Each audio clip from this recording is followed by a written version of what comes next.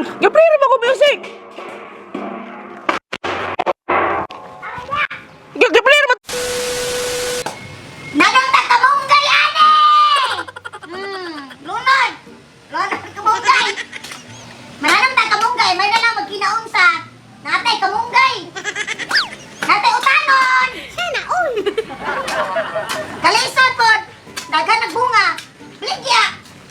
Balik matis! Ako eh! Panahon ron, dito na magtamad-tamad, ane!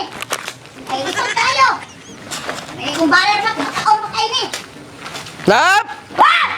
Unsa ka dala, Lap? Uy, Nananong kamunggay! aw nananong kamunggay di ay? Yung kamunggay kay basa man ang yuta kay ulan ng gabi eh. Ikaw ka kamunggay ba dito na siya kanang kanon.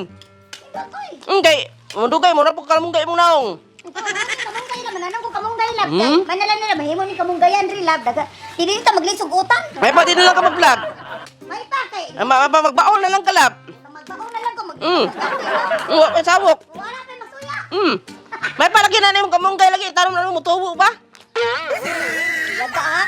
Ha? Ako na pala imong pasabot to kay ako katubo. Kamunggay mo pasabot. Kunain. Kamunggay kay tanong ka tubo. Ako na pala pasabot. Dili ay. Di mo gula maogot. Siraha. Takikan. O yoti o. Mga kaon. Kahit pa na ben, giguto pa ko ganina ra ko diri. Nananong ko. Ngayon na bugka. Tagamay, oy, mo yati, di mo ka bang hatak yung asawa? Hindi ka. Gabay lang ha. Gamay lang. Gutom na ba yan po? Pagay pa niya ito. Gamay lang ha. Kadako. Lap! Dako! Unsa mo tawag kadako man anong ingkitan nimo yung gamay lang.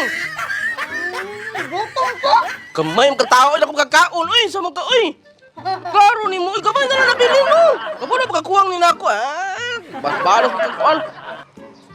Oya. Hindi ko na ay.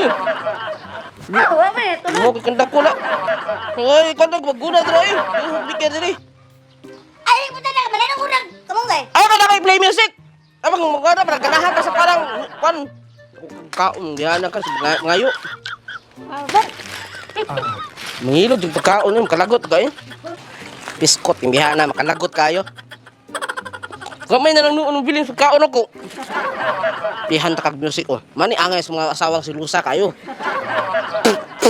Silusa kayo nako.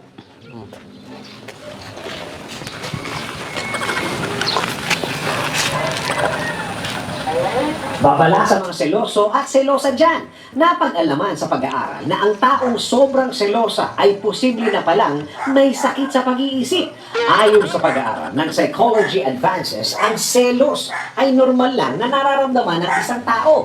Pero ang sobrang ito ay may tuturing ng delusional at psychotic disorder. Napag-alaman sa mga dalubhasa na ang ilang palatandaan ng pagkakaroon ng sakit sa pag-aaral dulot ng sobrang selos ay pati irritable, magalit, at kapag may nakitang nag-uusap ay agad ay iniisip na siya ang pinag-uusapan. Tinatawag na delusional ang mga taong sobrang selosa na walang tiwala sa kanilang karelasyon, kaya palagi nagdududa. Huwag kanyang kairanin ang sobrang selos dahil kapag umabot ito sa morbid jealousy ay nauuwi sa pagdalala kahit wala namang ebidensya sa pagkasin ng karelasyon. Nagiging o seloso. Man! Unsa man? Gabriel ba ko music?